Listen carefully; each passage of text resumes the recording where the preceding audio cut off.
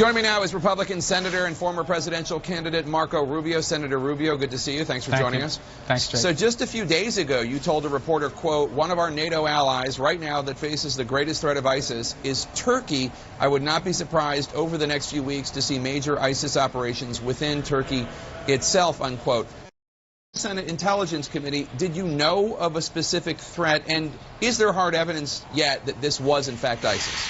Well, I was actually in Turkey about 6 weeks ago, and from that visit, it was apparent to me that ISIS is now increasingly engaged in an effort to target Turkey for two reasons. One, they ultimately want them to be a part of the caliphate in the long term. In the short term, they're looking to punish Turkey for allowing U.S. airstrikes to be conducted from an airbase within Turkey.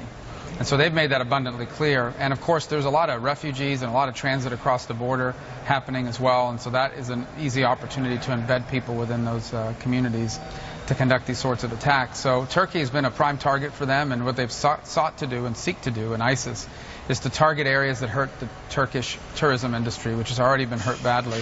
And so an attack on an airport is right along the lines of what you would see from ISIS. This has the markings of an ISIS attack: 3 gunmen and then with explosives targeting an airport.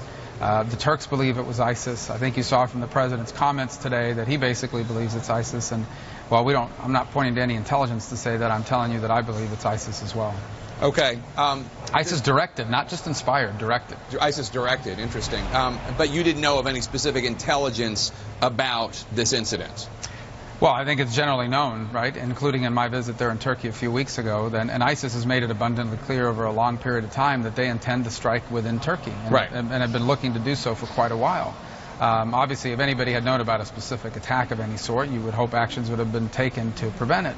I do think there's a broader issue that I hope will be examined, and that is the ability and the willingness of the Turks, our NATO allies, to work even closer with us and with other members of NATO to share intelligence and to cooperate more fully on security operations. I think to some extent there's been some resistance on the part of the Turkish government to acknowledge they have an ISIS problem. They didn't want to further hurt their tourism industry after yesterday. I'm sure that can be denied by anyone. Is that the only thing holding the Turks back from acknowledging the problem, the desire to not hurt their tourism industry, which of course they depend upon for economic survival?